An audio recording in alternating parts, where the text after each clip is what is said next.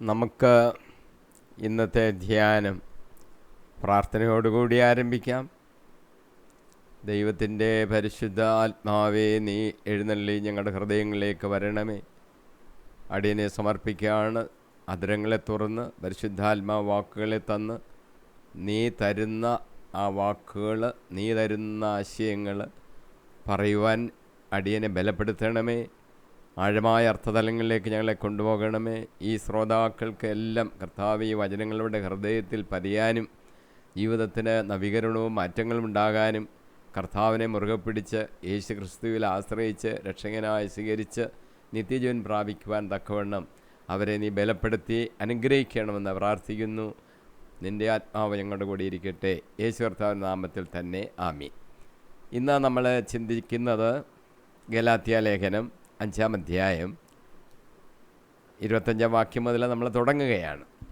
25-ാം വാക്യം ഞാൻ വായിക്കാം.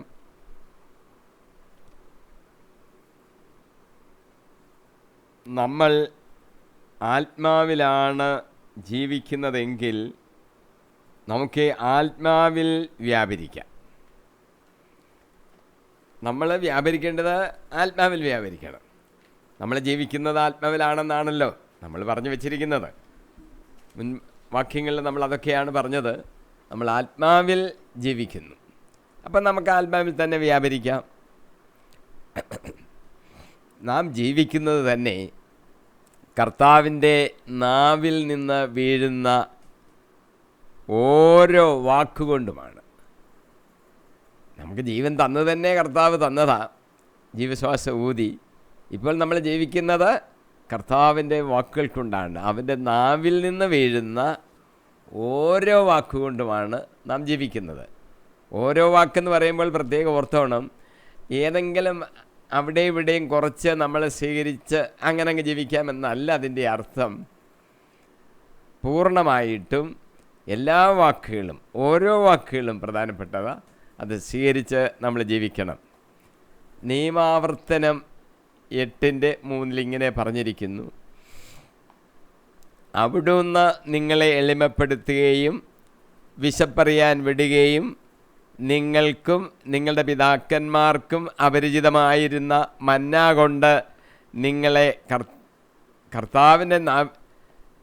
നിങ്ങളെ സംതൃപ്തരാക്കുകയും ചെയ്തത് അപ്പം കൊണ്ട് മാത്രമല്ല, കർത്താവിൻ്റെ നാവിൽ നിന്ന് പുറപ്പെടുന്ന ഓരോ വാക്കുകൊണ്ടുമാണ് മനുഷ്യൻ ജീവിക്കുന്നതെന്ന് നിങ്ങൾക്ക് മനസ്സിലാക്കി തരാൻ വേണ്ടിയാണ്.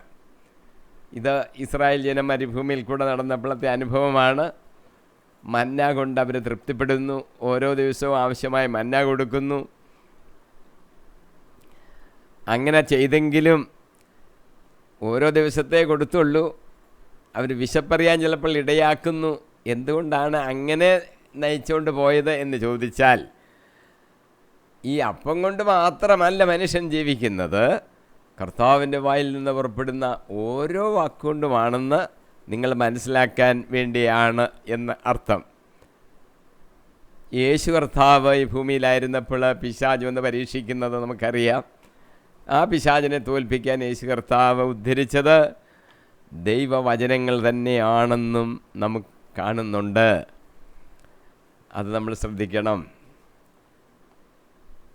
വേറൊരു സംഭവം, 38 വർഷമായി രോഗിയായിരുന്ന ഒരുവനെ ബേഥസ്ദാ കുളക്കരയിൽ വെച്ച് സുഖപ്പെടുത്തിയിരിക്കുന്നതിന് ശേഷം പിന്നീട് ഒരിക്കൽ യേശു പഠിപ്പിക്കുമ്പോൾ ഇങ്ങനെ പഠിപ്പിച്ചു. യോഹന്നാൻ സുവിശേഷം 5:24: സത്യം സത്യമായി ഞാൻ നിങ്ങളോട് പറയുന്നു, എൻ്റെ വചനം കേൾക്കുകയും എന്നെ അയച്ചവനിൽ വിശ്വസിക്കുകയും ചെയ്യുന്നവന് നിത്യജീവൻ ഉണ്ട്. അവന് ശിക്ഷാവിധി ഉണ്ടാകുന്നില്ല. പ്രത്യുത അവൻ മരണത്തിൽ നിന്ന് ജീവനിലേക്ക് കടന്നിരിക്കുന്നു. വിശ്വാസത്താൽ ഈ ജീവൻ സുരക്ഷിതമാണ്. അവൻ നിത്യജീവനിലേക്ക് കടക്കുകയാണ് വിശ്വസിക്കുന്നവൻ. ആത്മാവിൽ ജീവിക്കുന്നവർ പാപത്തിനും ഈ സമ്പത്തിനും അവൻ മരിച്ചിരിക്കുക. 2 കൊരിന്ത്യർ 5:15 പറയുന്നു, ജീവിക്കുന്നവർ ഇനിയും തങ്ങൾക്ക് വേണ്ടി ജീവിക്കാതെ തങ്ങളെ പ്രതി മരിക്കുകയും ഉയർക്കുകയും ചെയ്തവന് വേണ്ടി ജീവിക്കുന്നതിനാണ് അവിടുന്ന് എല്ലാവർക്കും വേണ്ടി മരിച്ചത്. കർത്താവ് മരിച്ചത് നമ്മൾ ജീവിക്കുന്നത് നമുക്ക് വേണ്ടി മാത്രമായിട്ടല്ല, ക്രിസ്തുവിന് വേണ്ടി നമ്മൾ ജീവിക്കണം. അതിനുവേണ്ടിയാണ് കർത്താവ് നമുക്ക് വേണ്ടി മരിച്ചത്. ആത്മാവിൽ ജീവിക്കുന്നവരെ സംബന്ധിച്ച് പറഞ്ഞാൽ സർവപ്രധാനമെന്ന് പറയുന്നത് ക്രിസ്തുവാണ്. 1 പത്രോസ് 4:6 ശരീരത്തിൽ മനുഷ്യരെ പോലെ കാണപ്പെട്ടു എങ്കിലും ആത്മാവിൽ ദൈവത്തെ പോലെ ജീവിക്കുന്നതിന് വേണ്ടിയാണ് മരിച്ചവരോട് പോലും സുവിശേഷം അറിയിക്കപ്പെട്ടത്.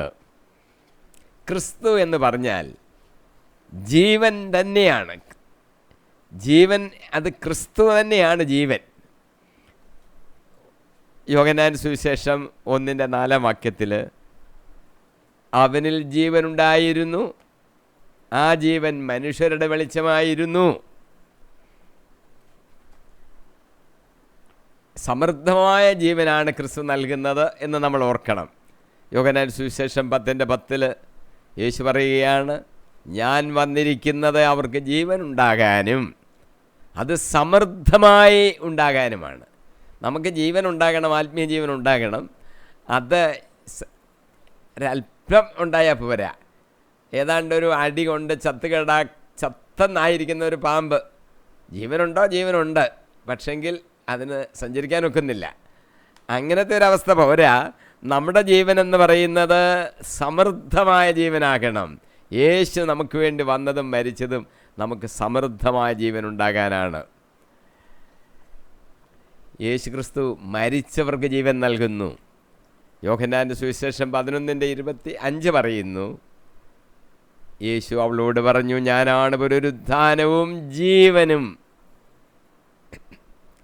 എന്നിൽ വിശ്വസിക്കുന്നവൻ മരിച്ചാലും ജീവിക്കും. ലാസറിനെ ഉയർപ്പിച്ച സംഭവമാണ്. യേശു അവിടെ പറഞ്ഞു, ഞാനാണ് പുനരുത്ഥാനവും ജീവനും, എന്നിൽ വിശ്വസിക്കുന്നവൻ മരിച്ചാലും ജീവിക്കും. വെറുതെ പറയുന്നൊരു വാക്കല്ല. യേശു ലാസറിനെ അവിടെ വെച്ച് തന്നെ ഉയർപ്പിച്ചു. ഇനി ഈ വാക്കിന് ആത്മീയ തലത്തിലുള്ള അർത്ഥവുമുണ്ട്. പാപസംബന്ധമായി പാപത്തിൽ വീണ് ആത്മീയമായി മരിച്ചവരുണ്ട്, അവർക്കും ജീവിക്കുവാൻ സാധിക്കും. ഇനിയും മാനസാന്തരപ്പെട്ടാൽ, കർത്താവിൽ വിശ്വസിച്ചാൽ അവരും ജീവിച്ചു വരും. വഴി, സത്യം, ജീവൻ, അത് യേശുക്രിസ്തു തന്നെ. വഴിയും സത്യവും ജീവനും യേശുക്രിസ്തു തന്നെ. യോഹന്നാൻ സുവിശേഷം 16:6 പറയുന്നു, വഴിയും സത്യവും ജീവനും ഞാനാകുന്നു, എന്നിലൂടെ അല്ലാതെ ആരും പിതാവിൻ്റെ അടുക്കലേക്ക് വരുന്നില്ല. യേശുക്രിസ്തുവിനെ കൂടാതെ വേറെ വല്ല വഴിയുണ്ടോ അങ്ങ് സ്വർഗത്തിലോട്ട് ചെല്ലാൻ, പിതാവിൻ്റെ അടുത്തേക്ക് ചെല്ലാൻ? കർത്താവ് പറഞ്ഞില്ല, ഒരു വഴിയേ ഉള്ളൂ, ഞാനാ വഴി. എന്നിൽ കൂടെ അല്ലാതെ ആരും പിതാവിൻ്റെ അടുത്തേക്ക് വരുന്നില്ല. പലരും ഈ വഴി തേടി പോകുന്നു, ആ വഴി കണ്ടുപിടിക്കാൻ ശ്രമിക്കുന്നുണ്ട്. ഏതാ വഴിയെന്നറിയാതെ മറ്റ് ചില ചെറുവഴികളൊക്കെയുണ്ട്, കാണുന്നു അവരുടെ മുമ്പിൽ, അങ്ങോട്ടും ഇങ്ങോട്ടും ഒക്കെ അങ്ങ് തിരിഞ്ഞു പോകും. യഥാർത്ഥ ക്രിസ്തുവിൻ്റെ അടുത്തേക്ക് വരാതെ മറ്റ് ചില വഴികളിലോട്ട് അവരിൽ കൂടെ ഇങ്ങോട്ട് ക്രിസ്തുവിൽ വരാമെന്നൊക്കെയുള്ള ചിന്തയോടുകൂടി വളഞ്ഞു തിരിഞ്ഞൊക്കെ നേരെ മുന്നോട്ട് യേശുവിൻ്റെ അടുത്തോട്ട് ചെല്ലാതെ മറ്റ് ചില വഴികൾ കണ്ടുപിടിക്കാൻ പരിശ്രമിക്കുന്നതുകൊണ്ട് ഫലമില്ല. യേശു കർത്താവ് പറഞ്ഞു, ഞാനാ വഴി, എന്നിൽ കൂടിയല്ലാതെ ആരും പിതാവിൻ്റെ അടുത്തേക്ക് വരുന്നില്ല. യേശു ക്രിസ്തു നമുക്ക് ജീവൻ നൽകുന്നു. അത് നിത്യ ജീവനാണ്, താൽക്കാലികമായൊരു ജീവൻ മാത്രമല്ല. റോമർ 5:21 അങ്ങനെ പാപം മരണത്തിലൂടെ ആധിപത്യം പുലർത്തിയതുപോലെ ക്രിസ്തു നീതി വഴി നമ്മുടെ കർത്താവായ യേശു ക്രിസ്തുവിലൂടെ നിത്യജീവനിലേക്ക് നയിക്കാൻ, കൃപ നീതി വഴി നമ്മുടെ കർത്താവായ യേശു ക്രിസ്തുവിലൂടെ നിത്യജീവനിലേക്ക് നയിക്കാൻ ആധിപത്യം പുലർത്തും. ഒരിക്കൽ പാപമാണ് മരണത്തിലൂടെ ആധിപത്യം നടത്തിക്കൊണ്ടിരുന്നത്. ഇപ്പോൾ കൃപയുടെ യുഗമാണ്. ആ കൃപ യേശുക്രിസ്തുവിലൂടെ നമ്മളെ നിത്യജീവനിലേക്ക് നയിക്കുകയാണ്. ആ നിത്യജീവനിലേക്കുള്ള ആധിപത്യം ഈ കൃപ പുലർത്തുകയാണ്. യേശുക്രിസ്തുവാണ് മരണത്തെ ഇല്ലാതാക്കിയത്. യേശുക്രിസ്തുവിൻ്റെ ജീവൻ മരണത്തെ ഇല്ലാതാക്കുന്ന ജീവനാണ്. 2 തിമോത്തിയോസ് 1:10 പറയുന്നു, യേശുക്രിസ്തു മരണത്തെ ഇല്ലാതാക്കുകയും തൻ്റെ സുവിശേഷത്തിലൂടെ ജീവനും അനശ്വരതയും വെളിപ്പെടുത്തുകയും ചെയ്തിരിക്കുന്നു. അപ്പം ജീവനും അനശ്വരതയും നമുക്ക് ലഭിക്കണമെങ്കിൽ യേശുക്രിസ്തുവിൻ്റെ സുവിശേഷത്തിലൂടെ അത് ലഭിക്കുന്നത്. ഏതെങ്കിലും ഒരു ജീവിതമാർഗം അവലംബിച്ചാൽ കിട്ടുന്നതല്ല. യേശുക്രിസ്തുവിൻ്റെ സുവിശേഷത്തിലൂടെ ലഭിക്കുന്നതാണ് ഈ നിത്യജീവൻ എന്ന് നമ്മൾ മനസ്സിലാക്കണം. വേറൊരു കാര്യം നമ്മൾ മനസ്സിലാക്കേണ്ടത്, യേശുക്രിസ്തുവാണ് ജീവൻ്റെ ഏക ആധാരം. 1 യോഹന്നാൻ 5:12 പുത്രനെ സ്വന്തമാക്കിയവൻ ജീവനെ സ്വന്തമാക്കിയിരിക്കുന്നു. ദൈവപുത്രനെ സ്വന്തമാക്കാത്തവന് ജീവൻ ഇല്ല. ആരെയാണ് നമ്മൾ സ്വന്തമാക്കേണ്ടത്? യേശുക്രിസ്തുവിനെ സ്വന്തമാക്കണം. യേശുക്രിസ്തുവിനെ സ്വന്തമാക്കുന്നവർക്ക് അവർ ജീവനെ സ്വന്തമാക്കിയിരിക്കുകയാണ്. ആ യേശുക്രിസ്തുവിനെ സ്വന്തമാക്കാത്തവർക്ക് ജീവനില്ല. മറ്റ് പലയിടത്ത് പോയാലും ജീവനില്ല. നാം മരണത്തിൽ നിന്ന് ജീവനിലേക്ക് കടന്നിരിക്കുന്നു. നമ്മൾ എങ്ങനെ മനസ്സിലാക്കും നാം മരണത്തിൽ നിന്ന് ജീവനിലേക്ക് കടന്നിരിക്കുന്നു എന്ന്? 1 യോഹന്നാൻ 3:14 ഇങ്ങനെ നാം വായിക്കുന്നു, സഹോദരനെ സ്നേഹിക്കുന്നത് കൊണ്ട് നമ്മൾ മരണത്തിൽ നിന്ന് ജീവനിലേക്ക് കടന്നിരിക്കുന്നു എന്ന് നാം അറിയുന്നു. സഹോദരനെ സ്നേഹിക്കാതെ മരണത്തിൽ നിന്ന് ജീവനിലേക്ക് കടന്നു എന്നൊന്നും നമുക്ക് പറയാനൊക്കത്തില്ല. സഹോദരനെ സ്നേഹിക്കുന്നത് കൊണ്ടാണ് നമ്മളത് മനസ്സിലാക്കുന്നത്. സ്നേഹിക്കാത്തവനോ മരണത്തിൽ തന്നെ നിലകൊള്ളുന്നു. മരണത്തിൽ നിന്ന് ജീവനിലേക്ക് അവൻ വന്നിട്ടില്ല. ആത്മീയ ജീവിതത്തിൽ ആയിരിക്കുമ്പോൾ വിശ്വാസികളുടെ ആ നടപ്പിൽ ചില പ്രത്യേകതകൾ ഉണ്ടായിരിക്കും. അത് നമുക്ക് കാണുവാൻ സാധിക്കും. ഒന്ന്, ഈ ആത്മീയ മനുഷ്യൻ പുതുജീവനിൽ ആയിരിക്കും. റോമ 6:4 പറയുന്നു, ക്രിസ്തു മരിച്ചതിന് ശേഷം പിതാവിൻ്റെ മഹത്വത്തിൽ ഉയർത്തെഴുന്നേറ്റതുപോലെ നാമും പുതിയ ജീവിതം നയിക്കേണ്ടതിനാണ് അവനോടൊത്ത് സംസ്കരിക്കപ്പെട്ടത്. പാപത്തെ സംബന്ധിച്ച് നാം മരിച്ച് അടക്കപ്പെട്ടിരിക്കുകയാണ്. അതാണ് സംസ്കാരം എന്ന് പറഞ്ഞത്. ക്രിസ്തുവിനോടുകൂടെ നാം സംസ്കരിക്കപ്പെട്ടു. എന്തിനാ?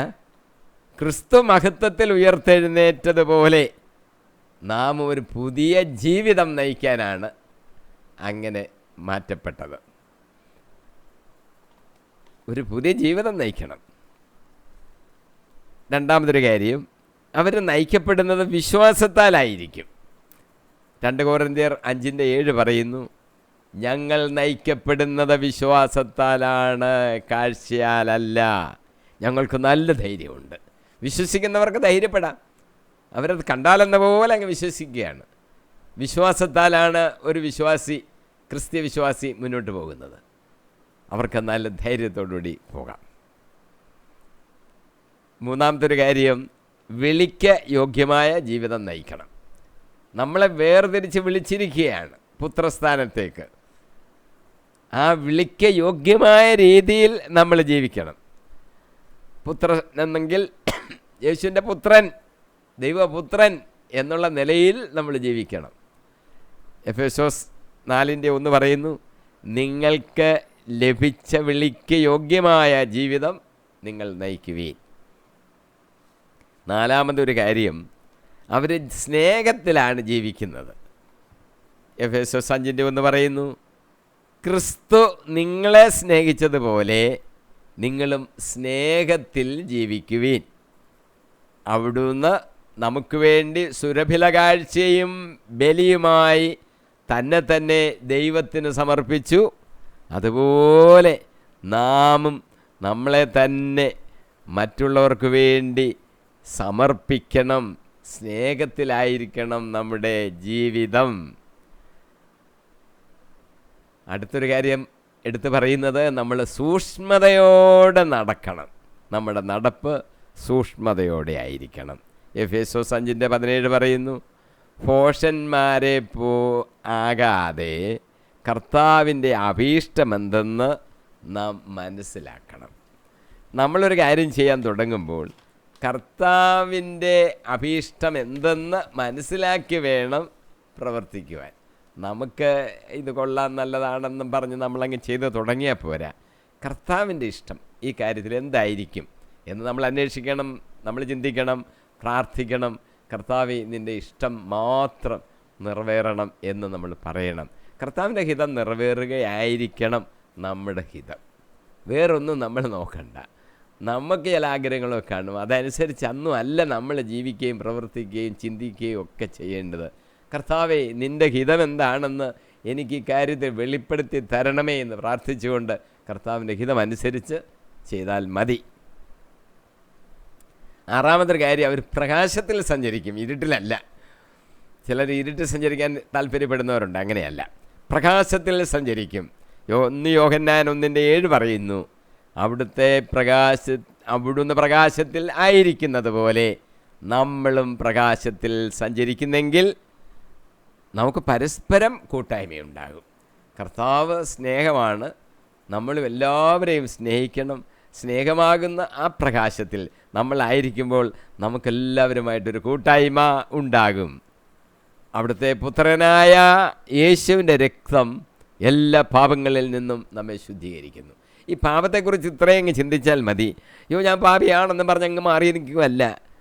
പിന്നെയോ കർത്താവായ യേശുവിൻ്റെ സന്നിധിയിൽ എത്തിക്കഴിഞ്ഞപ്പോൾ അവൻ്റെ രക്തം മൂലം നമ്മുടെ പാപങ്ങൾ കഴുകി നാം ശുദ്ധീകരിക്കപ്പെട്ടിരിക്കുന്നു എന്ന് നമ്മൾ മനസ്സിലാക്കണം. നമ്മൾ നടക്കേണ്ടത് ക്രിസ്തുവിൻ്റെ വഴിയിലൂടെയാണ്, ഏതെങ്കിലും ഒരു വഴിയിൽ കൂടെ കണ്ട് നടക്കുകയല്ല. എഫേസോസ് 2:6 പറയുന്നു, അവനിൽ വസിക്കുന്നെന്ന് പറയുന്നവൻ അവൻ നടന്ന അതേ വഴിയിലൂടെ നടക്കേണ്ടിയിരിക്കുന്നു. കർത്താവ് എങ്ങനെയാണ് നമ്മൾക്ക് മുമ്പ് നടന്നത്? നമ്മൾ അതുപോലെ നടക്കണം. കർത്താവ് എങ്ങനെയാണ് ജീവിച്ചത്? അതുപോലെ ജീവിക്കണം. 2 ജഗട്ടും കാണിച്ചു കൊടുക്കുന്നൊക്കെ യേശു പറഞ്ഞിട്ടുണ്ടല്ലോ, ശത്രുക്കളെ സ്നേഹിക്കണമെന്നൊക്കെ. അവൻ നടന്ന അതേ വഴിയിലൂടെ അങ്ങ് നടക്കണം, വേറെ വഴിയൊന്നും നമ്മൾ അന്വേഷിക്കണ്ട. ഇനി ചില കാര്യങ്ങളിലൂടെ നമുക്ക് ഈ ആത്മീയ ജീവിതത്തെക്കുറിച്ച് മനസ്സിലാക്കേണ്ടതുണ്ട്. ആത്മീയ ജീവിതത്തിലായിരിക്കുമ്പോൾ ഒന്നാമത്തെ ഒരു കാര്യം, നാം ദൈവത്തിൻ്റെ മുൻപാകെയാണ് നടക്കേണ്ടത്. ഉൽപ്പത്തി പുസ്തകത്തിലെ 17-ാം അധ്യായത്തിൽ 1-ാം വാക്യത്തിൽ ദൈവം അബ്രാഹത്തിനോട് പറയുന്നു, അബ്രാഹത്തിന് 99 വയസ്സായപ്പോൾ കർത്താവ് പ്രത്യക്ഷപ്പെട്ട് അവനോട് അരുളി ചെയ്തു, സർവശക്തനായ ദൈവമാണ് ഞാൻ, എൻ്റെ മുമ്പിൽ വ്യാപരിക്കുക, കുറ്റമറ്റവനായി വർത്തിക്കുക. നമ്മൾ ആരുടെ മുമ്പിലാണ് വ്യാപരിക്കേണ്ടത്, നടക്കേണ്ടത്? ദൈവത്തിൻ്റെ മുൻപാകെ നടക്കണം, കുറ്റമറ്റവനായിട്ട് നടക്കണം. എനിക്ക് 99 വയസ്സായല്ലോ, 80 വയസ്സായല്ലോ, 78 എന്നൊന്നും പറഞ്ഞുകൊണ്ടിരുന്നാൽ പോരാ. എത്ര വയസ്സായാലും ഇതിൽ ശ്രദ്ധിക്കണം, നമ്മുടെ നടപ്പ് ദൈവത്തിൻ്റെ മുമ്പിലായിരിക്കണം. അല്ല, ദൈവം ഒന്നുകൂടെ നമ്മളോട് പറയുകയാണ്, പ്രായമായിട്ടും ദൈവത്തിന് മുമ്പിൽ വേണേ നടക്കാൻ. 50 വയസ്സ് വരെ നീ ദൈവത്തിന് മുമ്പ് നടന്നിട്ടില്ലായിരിക്കാം, 60 വയസ്സ് വരെ കാലത്ത് ദൈവത്തിന് മുമ്പിൽ നടന്നില്ലായിരിക്കാം, 70 വയസ്സിലും നടന്നില്ലായിരിക്കാം, 80 വയസ്സായി നടന്നിട്ടില്ലായിരിക്കാം, 90 വയസ്സായി. അബ്രാഹനാവണ 99 വയസ്സാകുന്നു. ദൈവത്തിൻ്റെ മുൻപാകെ വേണം നടക്കാൻ. ഇനിയെങ്കിലും ഓർത്തോണം എന്ന്. കുറ്റമറ്റവനായിട്ട് വർത്തിക്കുക. 1 രാജാക്കന്മാർ 2:4 വാക്യത്തിൽ ദാവീദ് സോളമനോട് പറയുന്നൊരു കാര്യമുണ്ട്. ദാവീദിൻ്റെ മകനാണല്ലോ സോളമൻ, അടുത്ത രാജാവ്. ദാവീദ് സോളമനോട് നിർദ്ദേശിക്കുന്നത്, നിന്റെ സന്താനങ്ങൾ നേർവഴിക്ക് നടക്കുകയും പൂർണ്ണ ഹൃദയത്തോടും പൂർണ്ണ മനസ്സോടും കൂടെ എൻ്റെ മുമ്പിൽ വിശ്വസ്തരായി വർത്തിക്കുകയും ചെയ്താൽ നിന്റെ സന്തതി ഇസ്രായേലിൻ്റെ സിംഹാസനത്തിൽ നിന്ന് അറ്റുപോവുകയില്ല എന്ന് കർത്താവ് എന്നോട് അരുളി ചെയ്ത വാഗ്ദാനം നിറവേറ്റേണ്ടതിന് നീ അവിടുത്തെ അനുസരിക്കുക. നിൻ്റെ സന്തതി ഈ രാജവംശത്തിൽ ഇങ്ങനെ വേണം നീണ്ടു പോകണമെന്നുണ്ടെങ്കിൽ കർത്താവ് പറഞ്ഞ ഈ കാര്യങ്ങൾ അനുസരിക്കുക. വേറൊരു കാര്യം അറിയേണ്ടത്, നമ്മൾ നടക്കേണ്ടത് തന്നെ സത്യത്തിലാണ് നടക്കേണ്ടത്. സങ്കീർത്തനം 26:3 ഇങ്ങനെ പറയുന്നു, അങ്ങയുടെ കാരുണ്യം എൻ്റെ കൺമുമ്പിലുണ്ട്, അങ്ങയുടെ സത്യത്തിൽ ഞാൻ വ്യാപരിച്ചു. 3 യോഹന്നാൻ 4 പറയുന്നു, എൻ്റെ മക്കൾ സത്യത്തിലാണ് ജീവിക്കുന്നത് എന്ന് കേൾക്കുന്നതിനേക്കാൾ വലിയ സന്തോഷം എനിക്കുണ്ടാകാനില്ല. 2 യോഹന്നാൻ 4 ഇങ്ങനെ എഴുതിയിരിക്കുന്നു, പിതാവിൽ നിന്ന് നാം സ്വീകരിച്ച കൽപ്പനയ്ക്കനുസൃതമായി നിൻ്റെ മക്കളിൽ ചിലർ സത്യത്തിൽ വ്യാപരിക്കുന്നത് കണ്ട് ഞാൻ അത്യന്തം സന്തോഷിച്ചു. സത്യത്തിൽ വേണം നമ്മൾ വ്യാപരിക്കുവാൻ എന്നുള്ളത് ഓർത്തോ ഇരിക്കണം. ആത്മാവിൽ ഉള്ള ആ വീണ്ടും ജനനം ഒരു പുതിയ ജീവിതമാണല്ലോ നയിക്കുന്നത് ആത്മാവിലുള്ളവർ. ചില കാര്യങ്ങൾ കൂടെ നമുക്കതിൽ അറിഞ്ഞിരിക്കേണ്ടതായിട്ടുണ്ട്. ഒന്ന്, ഈ രക്ഷ പ്രാപിക്കണമെങ്കിലേ വീണ്ടും ജനനം ആവശ്യമാണ്. അമ്മയുടെ ഉദരത്തിലൊരു മനുഷ്യ കുഞ്ഞായിട്ട് ജീവിച്ചു എന്നുള്ളത് കൊണ്ടല്ല, വീണ്ടും അവൻ ജനിക്കണം. യോഹന്നാൻ സുവിശേഷം 3:5 യേശു പ്രതിവചിച്ചു, സത്യസത്യമായി ഞാൻ നിന്നോട് പറയുന്നു. നിക്കോദിമോസ് എന്ന് പറയുന്ന വലിയ ഗുരുവിനോടാണ് പറയുന്നത്, നമുക്കെല്ലാവരും പഠിക്കാനുള്ളതാണ്. ഞാൻ നിന്നോട് പറയുന്നു, ജലത്താലും ആത്മാവിനാലും ജനിക്കുന്നില്ലെങ്കിൽ ഒരുവനും ദൈവരാജ്യത്തിൽ പ്രവേശിക്കുക സാധ്യമല്ല. വീണ്ടും അവൻ ജനിക്കണം. ഒരു സാധാ മനുഷ്യനായിട്ടിരുന്നാൽ പോരാ, ദൈവത്തിൻ്റെ മകനായിട്ട് വീണ്ടും ജനിക്കണം. ഒരാശയമല്ല, ഒരു വലിയ പ്രവൃത്തിയാണ് അവിടെ നടക്കുന്നത്, ഒരു വീണ്ടും ജനനം. ദൈവമക്കൾ ദൈവത്തിൽ നിന്ന് ജനിച്ചവരാണ്. യോഹന്നാൻ സുവിശേഷം 1:13 പറയുന്നു, അവർ ജനിച്ചത്, ഈ ദൈവമക്കൾ ജനിച്ചത് രക്തത്തിൽ നിന്നോ ശാരീരികാഭിലാഷത്തിൽ നിന്നോ പുരുഷൻ്റെ ഇച്ഛയിൽ നിന്നോ അല്ല, ദൈവത്തിൽ നിന്നത്രേ. അങ്ങനെ ഒരു ജനനം നമുക്കുണ്ടാകണം. മൂന്നാമതൊരാശയം, അവൻ ഒരു പുതിയ സൃഷ്ടി അത്രേ. 2 കൊരിന്ത്യർ 5:17 പറയുന്നു, ക്രിസ്തുവിൽ ആയിരിക്കുന്നവൻ പുതിയ സൃഷ്ടിയാണ്, പഴയത് കടന്നുപോയി, ഇതാ പുതിയത് വന്നു കഴിഞ്ഞു. നാം രക്ഷപ്പെട്ടത് പുനരുജ്ജീവനത്തിൻ്റെയും നവീകരണത്തിൻ്റെയും സ്നാനത്താൽ അത്രേ. തീത്തോസ് 3:4-5 വാക്യങ്ങളിൽ ഇങ്ങനെ പറയുന്നു, നമ്മുടെ രക്ഷകനായ ദൈവത്തിൻ്റെ നന്മയും സ്നേഹം നിറഞ്ഞ കാരുണ്യവും വെളിപ്പെട്ടപ്പോൾ അവിടുന്ന് നമുക്ക് രക്ഷ നൽകി. അത് നമ്മുടെ നീതിയുടെ പ്രവൃത്തി കൊണ്ടല്ല, പിന്നെയോ അവിടുത്തെ കാരുണ്യം മൂലം പരിശുദ്ധാത്മാവിൽ അവിടുന്ന് നിർവഹിച്ച പുനരുജ്ജീവനത്തിൻ്റെയും നവീകരണത്തിൻ്റെയും സ്നാനത്താലത്രേ. നമ്മൾ നീതിയായിട്ട് ഏതാണ്ടൊക്കെ ചെയ്തു, ആ പ്രവൃത്തി കൊണ്ടൊന്നുമല്ല. പരിശുദ്ധാത്മാവ് നമ്മളിൽ നിർവഹിച്ച പുനർജീവനത്തിൻ്റെയും നവീകരണത്തിൻ്റെയും സ്നാനത്താലാണ് പരിശുദ്ധാത്മാവ് നിർവഹിച്ചത്. അപ്പോൾ പുതുജനനമുണ്ടാകുന്നു. അതുകൊണ്ടാണ് ഈ രക്ഷ ലഭിക്കുന്നത്. പത്രോസ് വേറൊരാശയം കൂടെ നമുക്ക് തരുന്നു, ദൈവവചനത്തിൽ നിന്നാണ് നമ്മൾ വീണ്ടും ജനിച്ചിരിക്കുന്നത്. 1 പത്രോസ് 1:23 നിങ്ങൾ വീണ്ടും ജനിച്ചിരിക്കുന്നത് നശ്വരമായ ബീജത്തിൽ നിന്നല്ല, അനശ്വരമായ ബീജത്തിൽ നിന്നാണ്, സജീവവും സനാതനവുമായ ദൈവവചനത്തിൽ നിന്ന്. അങ്ങനെ നമ്മൾ ജീവിക്കണം, വീണ്ടും ജീവിക്കണം. യാക്കോബ് 1:18 പറയുന്നു, തൻ്റെ സൃഷ്ടികളിൽ ആദ്യഫലമാകേണ്ടതിന് സത്യത്തിൻ്റെ വചനത്താൽ നമുക്ക് ജന്മം നൽകാൻ അവിടുന്ന് തിരുമനസ്സായി. നമുക്ക് ജന്മം കിട്ടിയത് സത്യത്തിൻ്റെ വചനത്താലാണ്. ദൈവത്തിൻ്റെ തിരുമനസ്സായിരുന്നു അത് എന്നുകൂടി നമ്മൾ മനസ്സിലാക്കണം. നമ്മൾ ഇനി ഭൂമിയിൽ ജീവിക്കുകയല്ലേ, നമ്മൾ ആത്മാവിലാണ് വ്യാപരിക്കേണ്ടത്. രക്ഷയെ നമ്മൾ ഗണ്യമാക്കണം.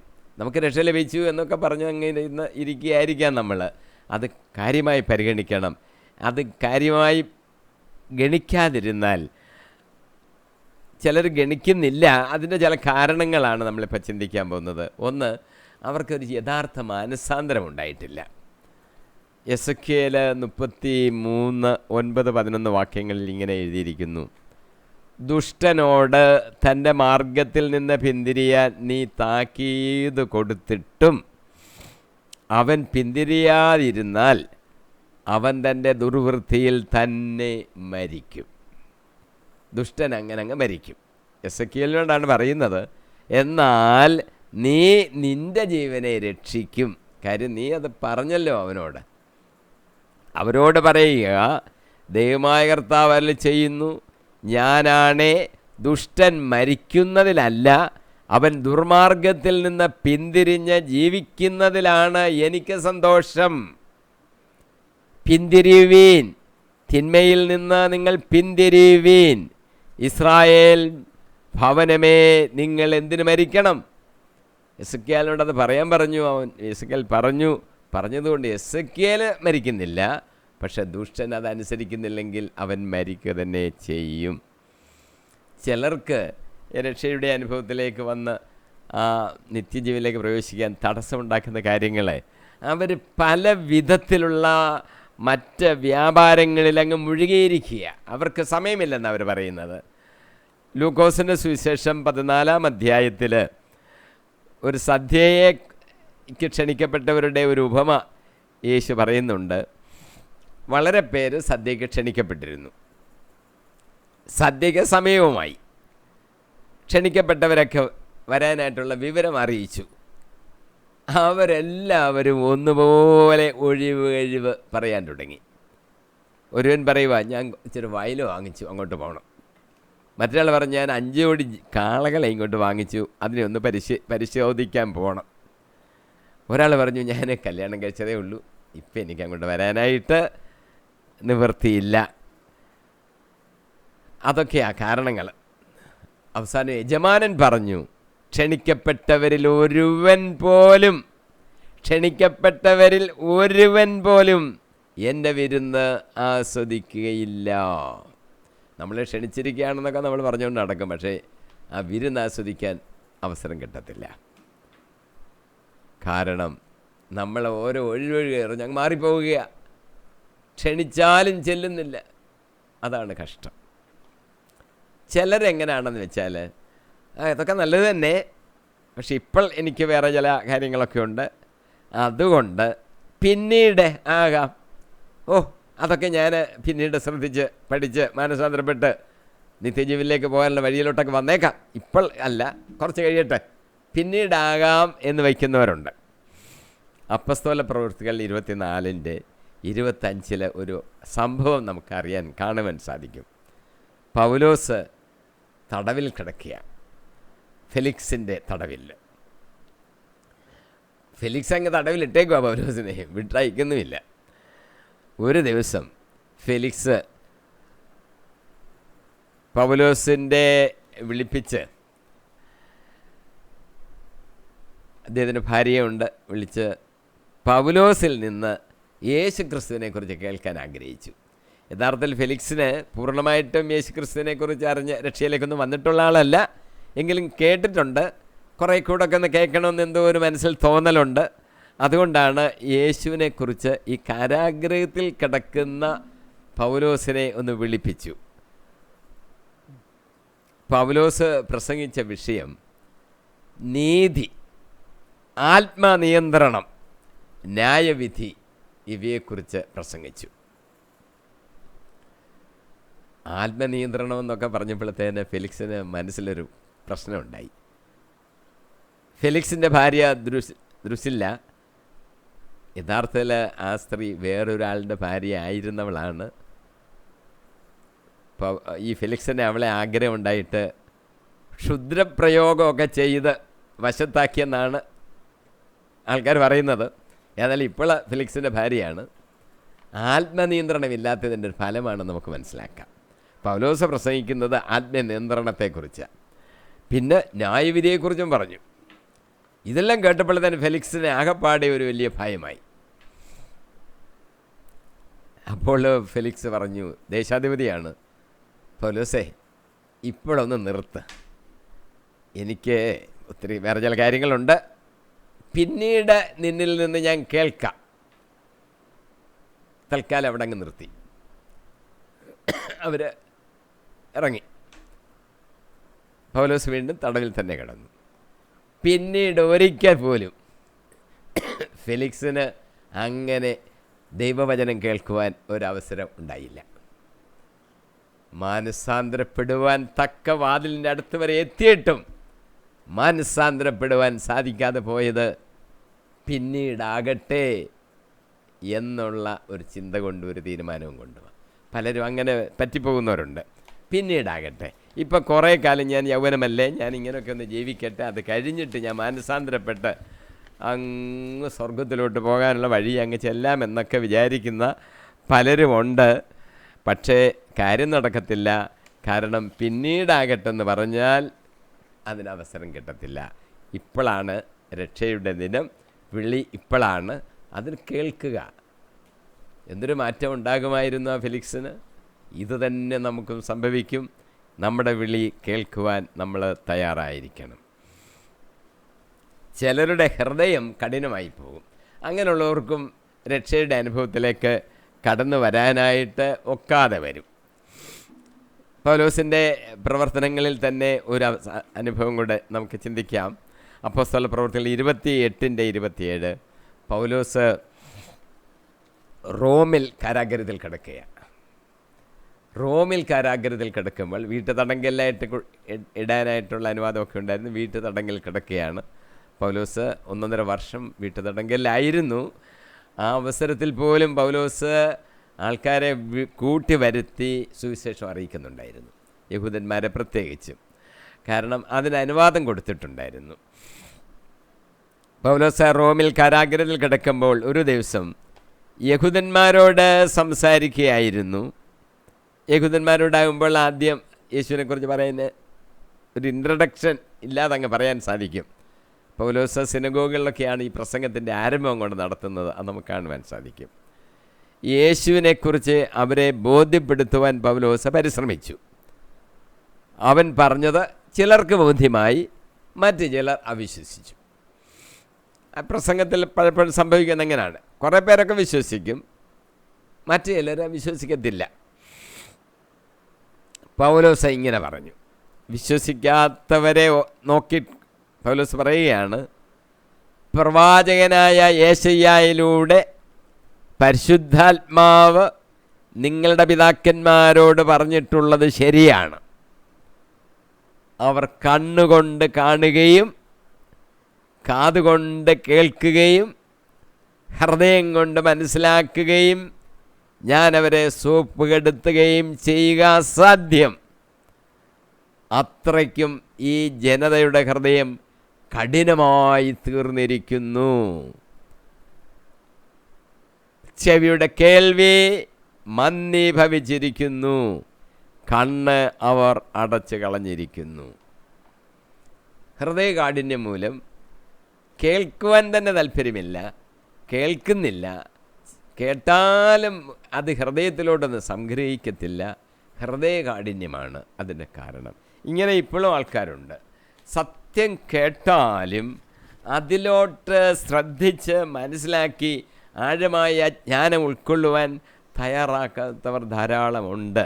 ആരെങ്കിലും എന്തെങ്കിലും പറയുന്നത് കേട്ട് അത് വിശ്വസിക്കാൻ അവരുടെ ഹൃദയം തുറക്കും, അല്ലാതെ കേൾക്കുന്നില്ല. ഈ സുവിശേഷം എന്ന് പറയുന്നത് പറയണം, അത് കേൾക്കണം, കാതുകൾ തുറക്കണം. നമ്മൾ അത് കേട്ട് ഹൃദയത്തിലായിട്ട് സംഗ്രഹിച്ച് ഹൃദയം തുറന്ന് അത് മനസ്സിലാക്കുവാൻ നമ്മൾ ആഗ്രഹിക്കണം. കഠിന ഹൃദയർക്ക് ഇത് ലഭിക്കുക സാധ്യമല്ല. ഹെബ്രായ ലേഖനത്തിലും ഇക്കാര്യത്തെക്കുറിച്ച് മുന്നറിയിപ്പ് പറഞ്ഞിട്ടുണ്ട്. ഹെബ്രായ ലേഖനം 2-ാം അധ്യായം 2-3 വാക്യങ്ങൾ, ദൂതന്മാർ പറഞ്ഞ വാക്കുകൾ സത്യമാവുകയും നിയമലംഘനത്തിനും അനുസരണമില്ലായ്മയ്ക്കും തക്ക ശിക്ഷ ലഭിക്കുകയും ചെയ്തെങ്കിൽ ഇത്ര മഹത്തായ രക്ഷയെ അവഗണിക്കുന്ന നാം ശിക്ഷയിൽ നിന്ന് എങ്ങനെ ഒഴിവാക്കപ്പെടും? പഴയ നിയമം പുതിയ നിയമം തമ്മിലുള്ള ഒരു കാര്യം കൂടെ പൗലോസ് ഇവിടെ സൂചിപ്പിക്കുന്നത്, അല്ലെ എബ്രായ ലേഖകൻ സൂചിപ്പിക്കുന്നത്. ദൂതന്മാർ പറഞ്ഞ വാക്കുകൾ സത്യമാകുകയും നിയമലംഘനത്തിനും അനുസരണമില്ലായ്മയ്ക്കും തക്ക ശിക്ഷ ലഭിക്കുകയും ചെയ്തെങ്കിൽ. 10 കൽപ്പനകൾ ദൂതൻ വഴി ലഭിച്ചു എന്നാണ് മോശയുടെ കയ്യിലോട്ട് കൊടുത്തത് എന്നാണ് യഹൂദന്മാർ വിശ്വസിക്കുന്നത്. അത് കൊടുക്കുമ്പോൾ അതിൽ നിയമത്തിന് അനുഗ്രഹങ്ങളും ശിക്ഷയും വാഗ്ദാനം ചെയ്തിട്ടുണ്ട്. ചെയ്യുന്നവർക്ക് അനുഗ്രഹം, ചെയ്യാത്തവർക്ക് ശിക്ഷ. അപ്പോൾ ശിക്ഷ ലഭിക്കുമെന്നുള്ളവരുടെ ഒരു ഓർമ്മപ്പെടുത്തിക്കൊണ്ടാണ് നിയമങ്ങൾ തന്നിരിക്കുന്നത്. അങ്ങനെയാണെങ്കിൽ ഇവിടെ മഹത്തായ രക്ഷയെക്കുറിച്ച് ഇവിടെ പറഞ്ഞിരിക്കുകയാണ്. ഇവിടാണ്, പുതിയ നിയമത്തിലാണ് മഹത്തായ രക്ഷയെക്കുറിച്ച് പറഞ്ഞിരിക്കുന്നത്. അതാണ് സുവിശേഷം. ഇത് കേൾക്കത്തുമില്ല, അനുസരിക്കത്തുമില്ലെങ്കിൽ ശിക്ഷ ലഭിക്കും, മറ്റേ ശിക്ഷയെക്കാട്ടിൽ കഠിനമായിരിക്കും എന്നുള്ളത് ഓർത്തോണം എന്നാണ് ലേഖകൻ പറയുന്നത്. കഠിനമായ ശിക്ഷ ലഭിക്കും. ഹെബ്രായ ലേഖനം 12-ാം അധ്യായം 25-ാം വാക്യം, സംസാരിച്ചുകൊണ്ടിരിക്കുന്നവനെ നിരസിക്കാതിരിക്കാൻ ശ്രദ്ധിക്കുവിൻ. ഭൂമിയിൽ തങ്ങൾക്ക് മുന്നറിയിപ്പ് നൽകിയവനെ നിരസിച്ചവർ രക്ഷപ്പെട്ടില്ലെങ്കിൽ സ്വർഗത്തിൽ നിന്ന് നമ്മോട് സംസാരിച്ചവനെ തിരസ്കരിച്ചാൽ രക്ഷപ്പെടുക കൂടുതൽ പ്രയാസമാണ്. ഭൂമിയിൽ നമ്മോട് സംസാരിച്ച ആൾക്കാരുണ്ട്. പഴയ നിയമത്തിൽ പ്രവാചകന്മാരൊക്കെ അവർ ഭൂമിയിൽ വെച്ച് നമ്മളോട് സംസാരിച്ചു. അവരെ അനുസരിക്കുന്നില്ലെങ്കിൽ, നിരസിച്ചാൽ രക്ഷപ്പെടുകയില്ല, ശിക്ഷയുണ്ട്. ഇപ്പോഴോ സ്വർഗത്തിൽ നിന്ന് നേരിട്ട് നമ്മളോട് സംസാരിക്കാൻ യേശുക്രിസ്തു വന്നിരിക്കുന്നു. ദൈവം നേരിട്ട് മനുഷ്യരൂപത്തിൽ വന്ന് നമ്മളോട് സംസാരിക്കുന്നു. അത് നമ്മൾ തിരസ്കരിച്ച് കളഞ്ഞാലോ രക്ഷപ്പെടുക എത്രയോ ദുഷ്കരം. കർത്താവ് പറഞ്ഞത് കേൾക്കുന്നില്ല, അനുസരിക്കുന്നില്ലെങ്കിൽ രക്ഷപ്പെടുക എത്രയോ ദുഷ്കരം. പലരും വേറെ വഴികൾ അന്വേഷിച്ച് പോവുക. ഒരു വഴിയേ ഉള്ളൂ, യേശുക്രിസ്തു. വേറെ വഴികളും വേറെ ആൾക്കാരുടെ അടുത്തോട്ടല്ല പോകേണ്ടത് എന്ന് പ്രത്യേകം ശ്രദ്ധിച്ചോണം. 5-മതൊരു കാര്യം, നമുക്ക് പ്രാർത്ഥന ഇല്ലാതായി പോകരുത്. പ്രാർത്ഥന വലിയൊരു ആവശ്യമായ കാര്യമാണ്. സങ്കീർത്തനം 53:4, ഈ അധർമ്മികൾക്ക് ബോധമില്ലേ, ഇവർ എൻ്റെ ജനത്തെ അപ്പം പോലെ തിന്നൊടുക്കുന്നു, ഇവർ ദൈവത്തെ വിളിച്ചപേക്ഷിക്കുന്നില്ല. ദൈവത്തിൻ്റെ സങ്കടമാണ് പറയുന്നത്. ദൈവത്തെ വിളിച്ചപേക്ഷിക്കുന്നില്ല. അയ്യോ, പ്രാർത്ഥിക്കത്തില്ല. എന്തൊരു മാറ്റം വന്നേനെ ഈ പ്രാർത്ഥന നടത്തിയിരുന്നെങ്കിൽ. യേശയ്യാ 43:20-22 വാക്യങ്ങൾ, വന്യമൃഗങ്ങളും കുറുനരികളും ഒട്ടകപ്പക്ഷികളും എന്നെ ബഹുമാനിക്കും,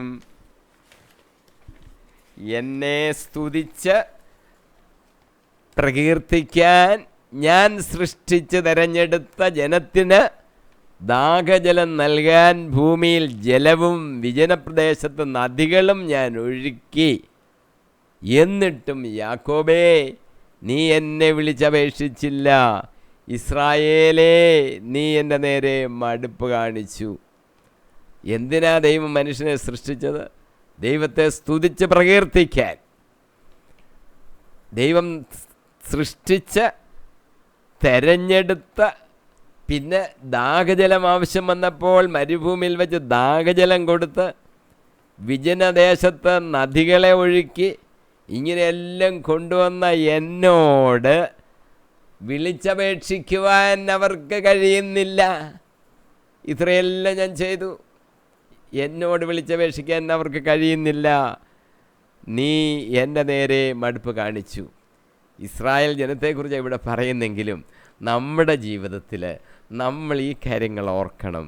ദാഹജലമില്ലാതിരുന്നപ്പോൾ ദാഹജലം തന്നതും, ദൈനംദിനം ഭക്ഷണം തന്നതും, ദിനം പ്രതി നമ്മളെ നടത്തി ഈ നിലയിൽ വരെ നമ്മളെ എത്തിച്ച ദൈവത്തെ നാം മറന്നു പോവുകയാണോ?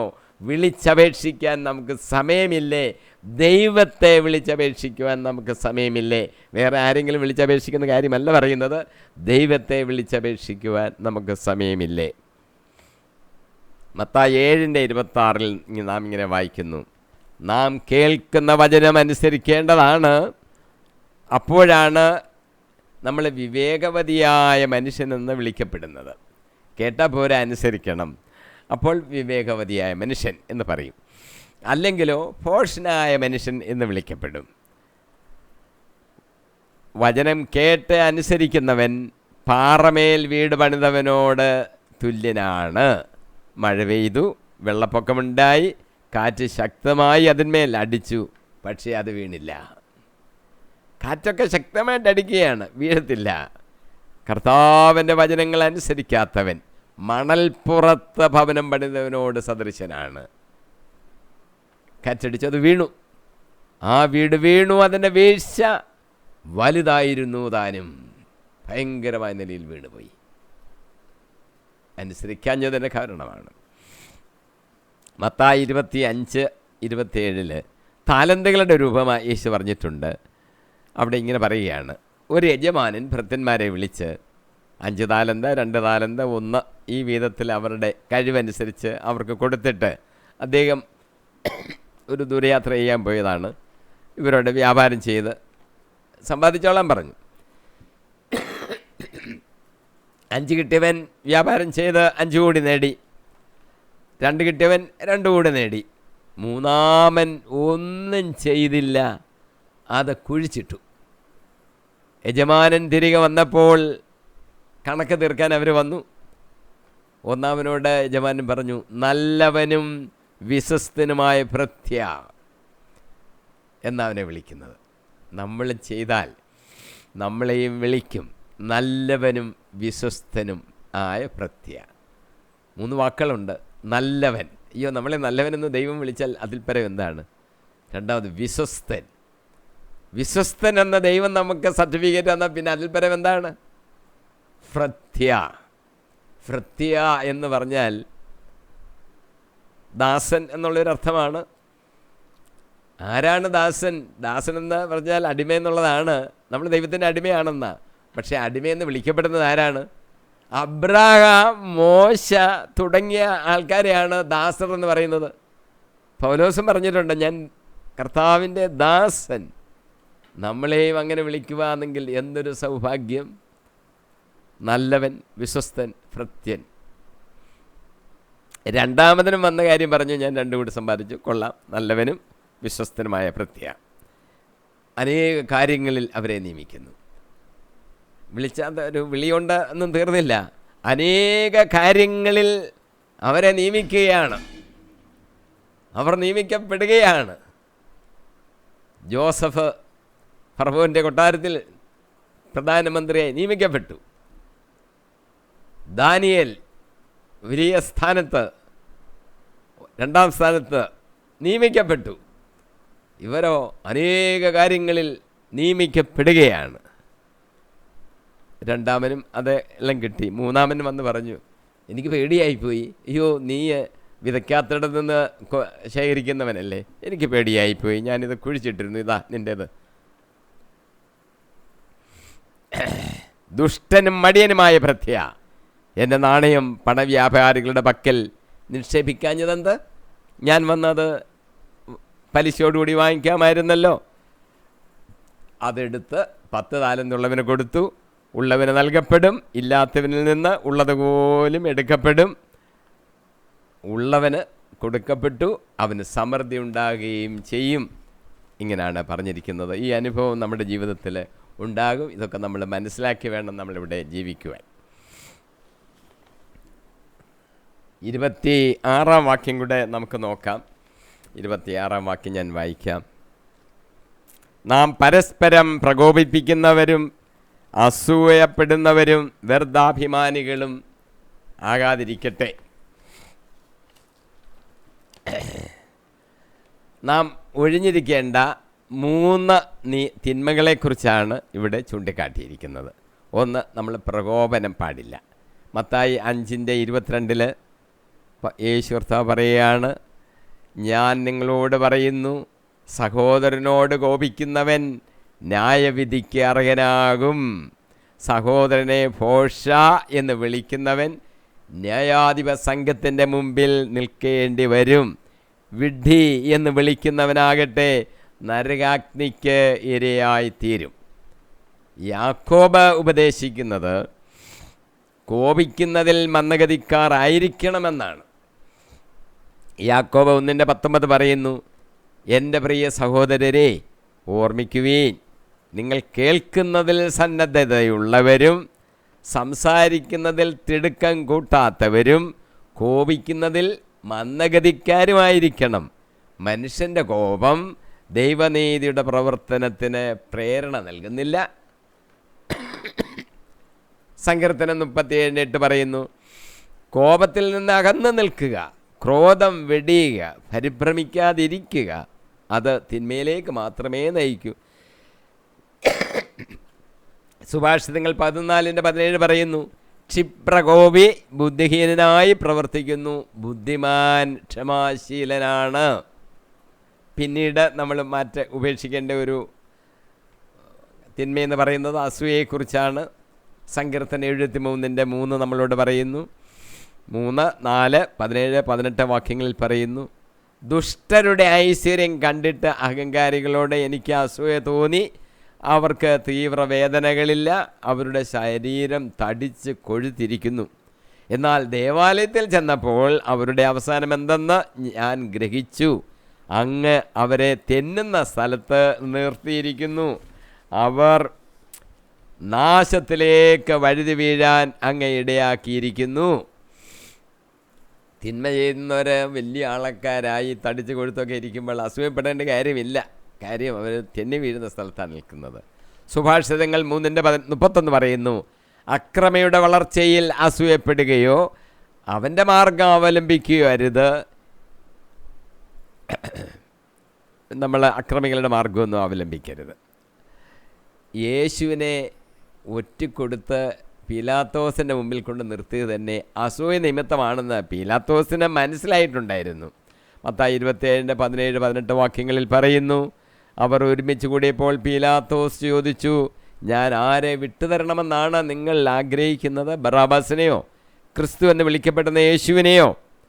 അസൂയ നിമിത്തമാണ് അവർ അവനെ ഏൽപ്പിച്ചു കൊടുത്തതെന്ന് പീലാത്തോസ് അറിഞ്ഞിരുന്നു. ഗോത്രപിതാക്കന്മാർ യോസഫിനെ ഈജിപ്തുകാർക്ക് വിറ്റത് എന്തുകൊണ്ടാണ്? അസൂയ നിമിത്തമാണ്. അപ്പോസ്തല പ്രവൃത്തികൾ 7:9-10 വാക്യങ്ങളിൽ ഈ ഗോത്രപിതാക്കന്മാർ അസൂയ കൊണ്ട് ജോസഫിനെ ഈജിപ്തുകാർക്ക് വിറ്റു. എന്നാൽ ദൈവം അവനോടുകൂടെ ഉണ്ടായിരുന്നു. രാജാവ് അവനെ ഈജിപ്തിൻ്റെയും തൻ്റെ ഭവനം മുഴുവൻ്റെയും മേൽ ഭരണാധികാരിയായി നിയമിച്ചു. മൂന്നാമത് പറഞ്ഞിരിക്കുന്ന തിന്മ നമ്മൾ ചെയ്യാൻ പാടില്ല എന്ന് പറയുന്നത് വ്യർത്ഥാഭിമാനം, അഹങ്കാരം. സുഭാഷിതങ്ങൾ 8:13 പറയുന്നു, ദൈവഭക്തി തിന്മയെ വെറുക്കലാണ്. അഹംഭാവം, ഗർവ്, ദുർമാർഗം, ദുർവചനം എന്നിവ ഞാൻ വെറുക്കുന്നു. സുഭാഷിതങ്ങൾ 13:10 പറയുന്നു, താന്തോ നിങ്ങൾ ഔദത്യ നിമിത്തം കലഹമുണ്ടാക്കുന്നു, ഉപദേശം സ്വീകരിക്കുന്നവരോട് കൂടെയാണ് വിവേകം. സമയമാകുന്നത് കൊണ്ട് ഞാനിവിടെ നിർത്തുകയാണ്. 25ഉം 26ഉം 5-ാം അധ്യായത്തിലെ അതാണ് നമ്മളിന്ന് ധ്യാനിച്ചത്. നമ്മൾ ആത്മാവിൽ വ്യാപരിക്കുന്നതിനെക്കുറിച്ചുള്ള വിചിന്തനമാണ് ചെയ്തത്. നമ്മുടെ നടപ്പിൽ വരേണ്ട പ്രത്യേകതകളൊക്കെ നമ്മൾ മനസ്സിലാക്കി നമുക്ക് അതനുസരിച്ച് നമ്മുടെ ജീവിതത്തെ മുന്നോട്ട് നയിക്കാം. അടുത്ത എപ്പിസോഡിൽ 120ാമത്തെ എപ്പിസോഡിൽ 6-ാം അധ്യായം നമുക്ക് ധ്യാനിക്കാം. പരസ്പരം സഹായിക്കുന്നതിനെക്കുറിച്ച് അവിടെ എഴുതിയിട്ടുണ്ട്. അതൊക്കെ നമുക്ക് ധ്യാനിക്കാം. ദൈവത്തിൻ്റെ പരിശുദ്ധാത്മാവ് നമ്മുടെ ജീവിതത്തിൽ നമ്മളെ മുന്നോട്ട് നയിച്ച് നിത്യജീവൻ അവകാശികളാക്കി തീർക്കട്ടെ. ആ രീതിയിൽ നമുക്ക് ജീവിക്കാം. യേശു ക്രിസ്തുവിൻ തന്നെ. ആമേൻ.